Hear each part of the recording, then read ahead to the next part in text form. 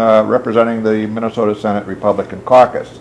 I represent Dodge and Olmsted counties, and with me today are a couple of other senators, and well, I think we'll start with you, Senator Wergin. Want to introduce yourself? Good morning. I'm Betsy Wergin, the senator from Princeton, and I represent Sherburne, Benton, and Morrison and Mille Lacs counties.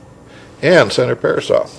Good morning. Pat Pariseau here. I live in Castle Rock Township, have a Farmington address, and represent District 36, which is basically the southern part of Dakota County and a small portion of Goodhue County. And we're coming to you today on the 28th of March. We've had an eventful week here in the Minnesota Senate. We started on Tuesday, the Monday being off for the Easter holiday, but tell you what, it's been a busy week and a lot to talk about today. And I think we'll simply start out with health care, because that is the big one in terms of what we've been involved with during the course of the last week. Senator Wergin, you've been very involved in health care and the health care policy, and your reactions to the health care bill that we passed last night. Well, to say the very least, as we all know, it was a really interesting day. If you were watching the board yesterday, you would notice that the votes, there were very strange combinations of people voting, because the bill is very, very complicated, and any form of health care reform is going to be complicated, so that's okay. But when you do healthcare reform, you have to be very careful not to sort of blow up the healthcare system just for the sake of reform. And so while there were some good things in the bill we heard, we also believe that there were some things that could severely damage the healthcare system and even healthcare as we know it, especially in rural Minnesota. For instance, it's called Pay Level 3. Although it adds some clarity to the system, it may make it very, very difficult for smaller clinics and smaller hospitals to survive.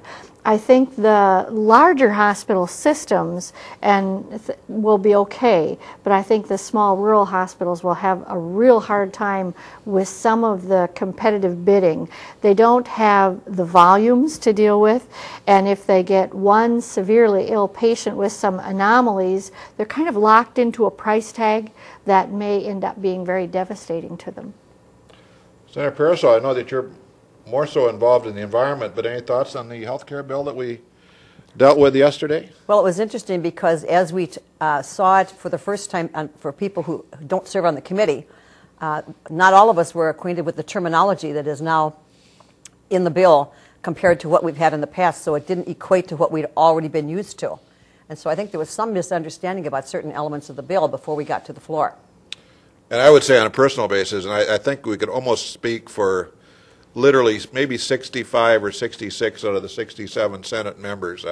I would dare say that very few understood what that bill said, and maybe even fewer understood what the implications of that bill really might be as we look to the future. And so I think there's a lot of reason for pause, for concern.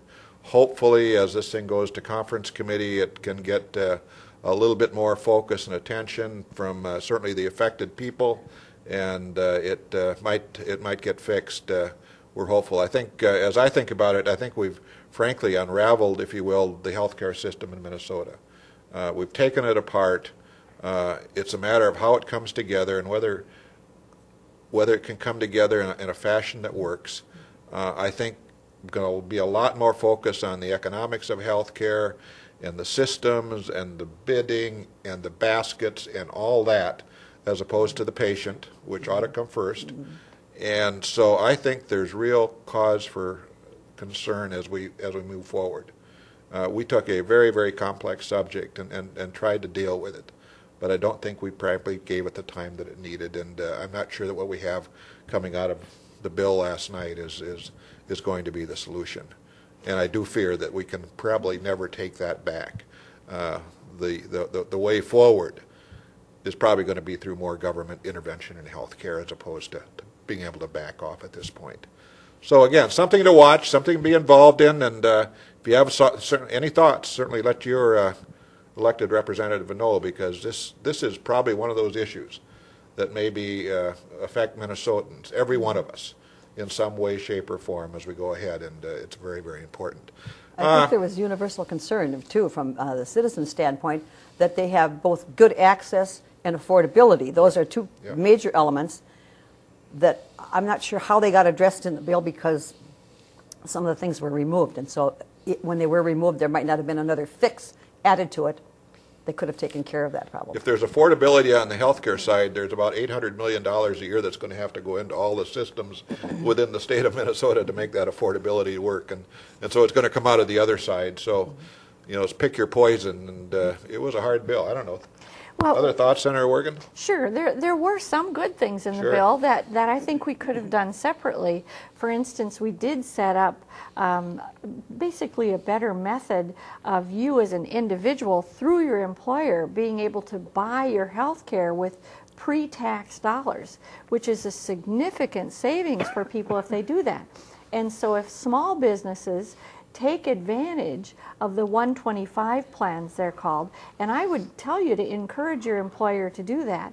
They can get a lot of help as an employer to set that plan up, and then the employees, even with their own money, can purchase out of the 125 plans and get pre-tax health care, which for a lot of people that's a 30 to 50% savings. So we don't want to lose everything in the bill, right, yeah. but we sure do want to lose some of what's in the bill.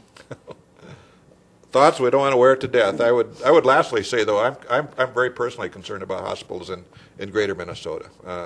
As Senator Wergin has pointed out, the big ones probably have the system and the ability to compete within this framework, but I'm fearful of the smaller hospital out there in greater Minnesota that may not be able to compete at the level it's going to be able to compete at in order to, you know, really sustain their future as a contributing member of a community. And so we'll be working on that. We'll be trying to polish it, trying to change it as necessary, but it is I think the kind of bill that I think all of us worry a little bit about, and you're probably sensing that as we talk about it.